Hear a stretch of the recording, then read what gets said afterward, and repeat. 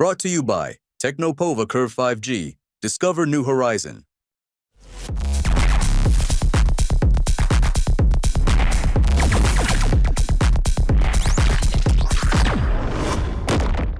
हुई है और मैंने जा करके दोनों जोड़ों को जो जीवन के एक दूसरे क्षेत्र में, महत्वपूर्ण क्षेत्र में प्रवेश करने जा रहे हैं, उन्हें आशीर्वाद भी दिया और परमात्मा से प्रार्थना भी किया कि ये जो जोड़े जिस तरह से इनका नाम पूरे देश में है, सांसद के रूप में, क्रिकेटर के रूप में, तो ये इनका नाम पूरे देश दुनिया में बढ़ता जाए और ये प्रगति के रास्ते चलते जाए और देश का, राष्ट्र का सम्मान करते रहें, यही मैंने प्रभु से प्रार्थना किया और दोनों के लिए सबका बधाई दिया। और आज के अवसर पर जो बड़ी तादाद में कार्यकर्ता, समर्थक, नेता, विधायक, एमएलए और आए थे, सबको मैंने बधाई भी दिया। और हमारे नेता आदरणीय अखिलेश यादव जी और आदरणीय डिम्पल जी ने बधाई दिया, सबको बधाई दिया।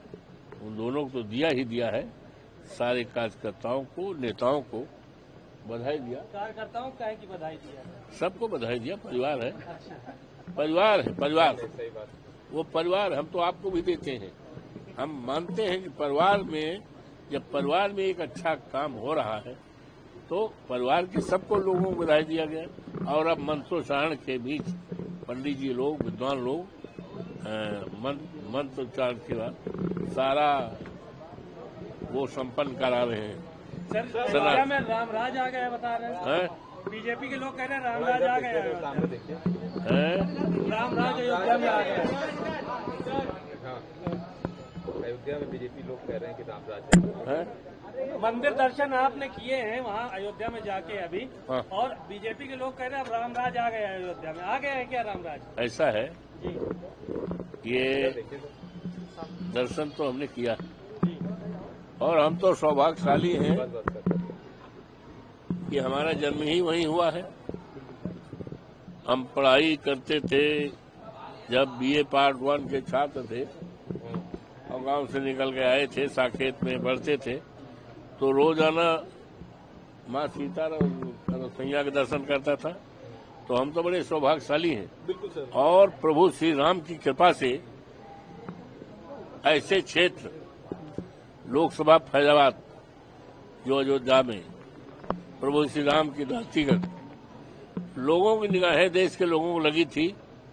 और जब आज चुनाव हो गया और वहां से वहां के देवतुल्य मतदाताओं ने, देवतुल्य जनता ने प्रभु श्री राम की कृपा ने और हनुमान जी की कृपा ने, मां सरजू माई की कृपा ने और हमारे नेता आदरणीय अखिलेश यादव जी की कृपा से, जिन्होंने सामान्य सीट से मुझे उम्मीदवार बनाया है और आज जीतने के बाद सारे देश दुनिया में चर्चा हो रही है।